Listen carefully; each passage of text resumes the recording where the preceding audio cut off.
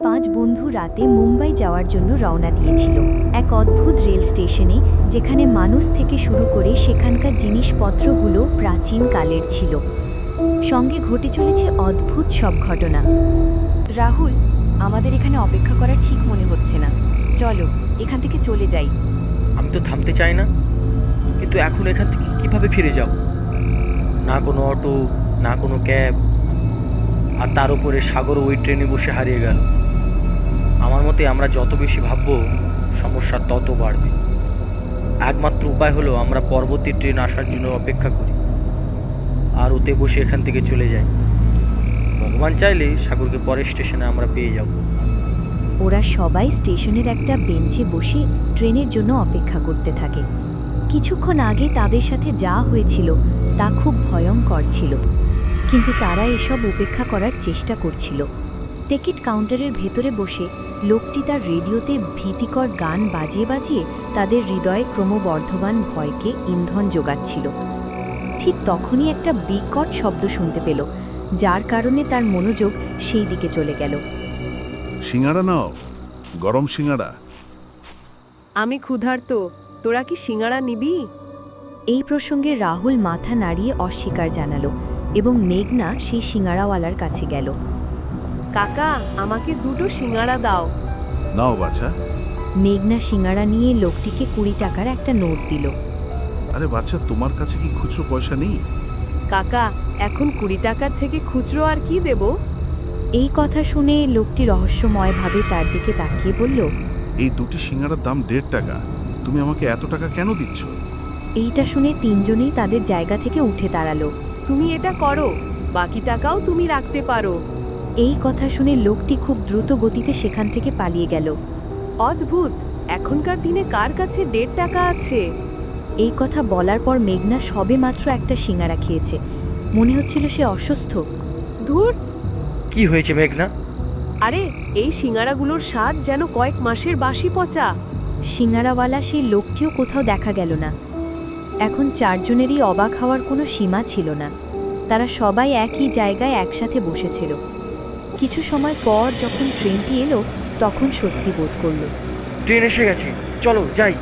ট্রেনে ওঠার পর ওরা দেখতে পেল যে ট্রেনের অন্য দরজাটির সামনে একটা মহিলা মুখ নিচু করে মাটিতে বসে রয়েছে এবং সে কাঁদছে। ইনি কে, আর এভাবে কাঁদছে কেন? প্রকাশ তার দিকে এগিয়ে যেতে যাচ্ছিল, ঠিক তখনই রাহুল তাকে থামিয়ে দিল। এখানে সব কিছুই বেশ অদ্ভুত। আমাদের এই বিষয়ে কোনো কথা বলা উচিত নয়। চলো সবাই ভেতরে গিয়ে বসি। ওই চারজন কয়েক ধাপ এগিয়ে গিয়ে একটা কোচে বসল, কিন্তু প্রকাশ তার সাথে দেখা করার জন্য উদ্বিগ্ন হচ্ছিল। আমি টয়লেটে যাচ্ছি।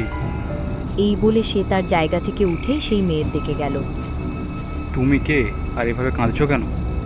ফর্সা গায়ের রং, সুন্দর মুখ, তার চোখ থেকে ঝরে পড়া অশ্রুও তার সৌন্দর্যকে আড়াল করতে পারেনি।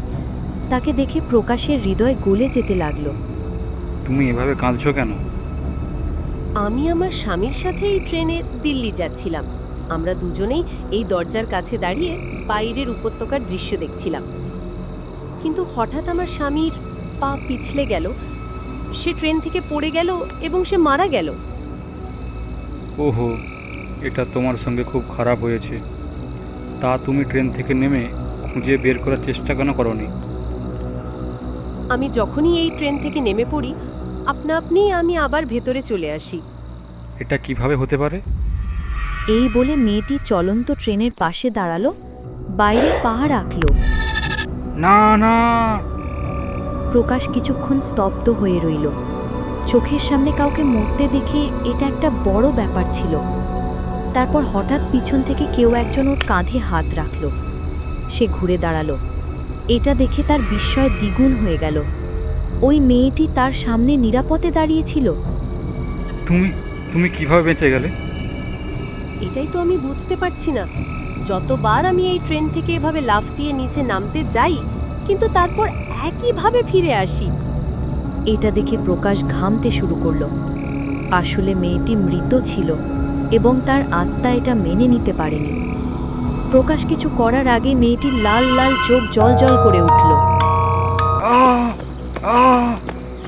সে চিৎকার করতে করতে রাহুল, নিশা ও মেঘনার কাছে পৌঁছে গেল।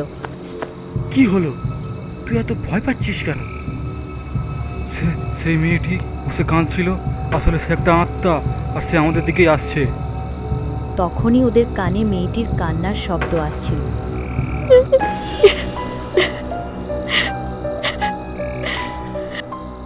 ওরা দেখল মেয়েটি কাঁদতে কাঁদতে ওদের দিকেই এগিয়ে আসছে। এখন ওদের ভয়ের শেষ নেই। ট্রেনটি দ্রুত গতিতে চলছিল। তারা ট্রেনের চেইন টেনে দিল এবং ট্রেন কিছুক্ষণের মধ্যেই থেমে গেল। চলো বাইরে যাই।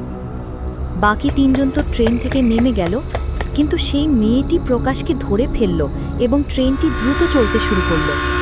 প্রকাশ, প্রকাশ, প্রকাশ!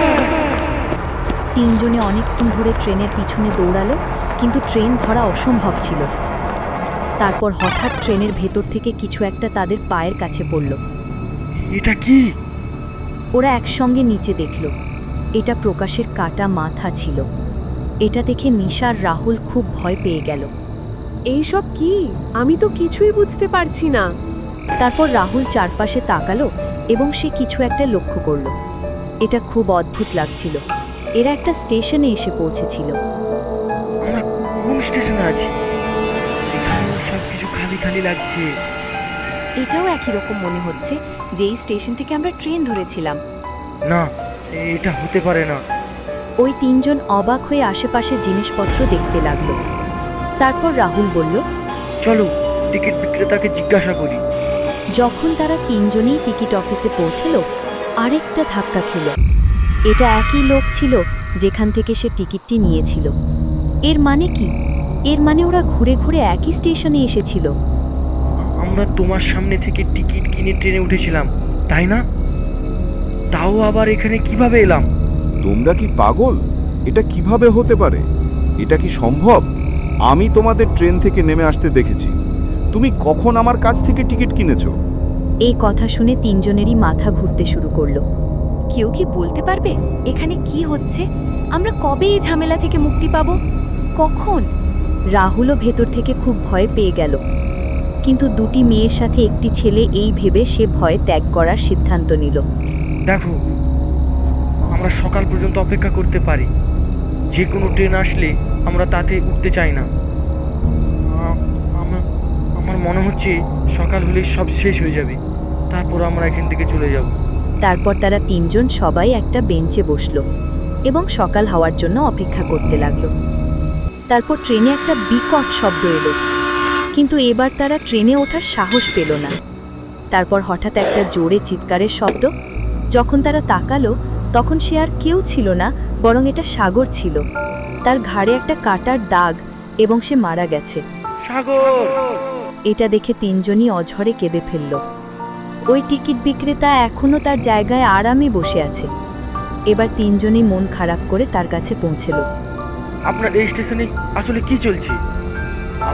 আমার দুই বন্ধু ওখানে ট্রেনে ফেসে মারা গেছে, আর আপনি নিজে সব কিছু দেখেও কিছু করছো না কেন? যেমন কিছুই হয়নি। কাউকে আমাদের সাহায্যের জন্য ডাকছো না কেন? তোমরা কি পাগল? তুমি কিভাবে বলতে পারো যে সব কিছু দেখার পরও আমি কিছুই করছি না? কেন? তুমি কি ওটা দেখতে পাচ্ছ না? এই কথা শুনে লোকটি তার চোখ থেকে চশমা খুলে ফেলল এবং তাকে দেখার পর তিনজনের হৃদয় কেঁপে উঠল। তার চোখের জায়গায় কেবল কালো গর্ত দেখা যাচ্ছিল।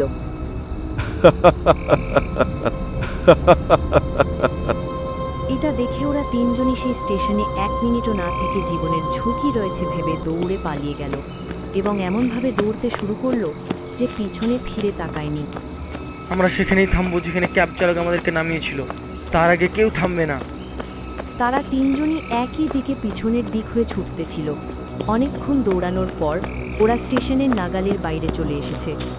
এখন একটা মোড় থাকবে যেখানে ওই ক্যাব ড্রাইভার আমাদের নামিয়ে দিয়েছিল। ওরা তিনজনই হৃদয়ে ভয় নিয়ে দৌড়াতে থাকলো। অনেকক্ষণ পরেও তাদের সামনে একই স্টেশন দেখতে পেল, তাই তাদের পা থেমে গেল।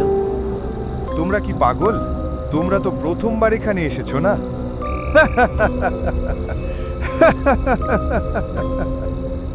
যখন ওরা লোকটির কণ্ঠস্বর শুনতে পেল, তখন ওরা আবার দৌড়ানো শুরু করলো এবং এবারও দৌড়ানো শেষ করার পর একই স্টেশনে পৌঁছে গেল।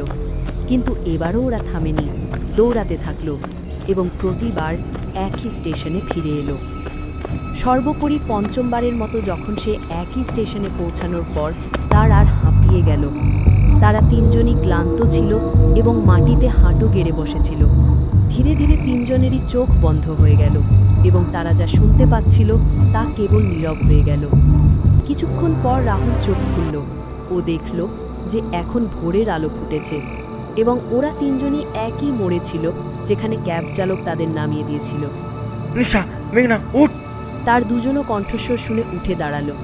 তিনজনই সেখান থেকে বাড়ির উদ্দেশ্যে রওনা দিল, চোখে জল নিয়ে। সেই রাতে তিনজনই তো বেঁচে যান, কিন্তু দুই বন্ধু হারানোর শোকে বাগনান রেলওয়ে স্টেশনের ভয় এমনই তাদের হৃদয়ে জেঁকে বসেছিল যে তারা কখনোই বের করতে পারবে না। যদি তুমি এই গল্পটি পছন্দ করো তাহলে আমাদের চ্যানেলটিকে সাবস্ক্রাইব করো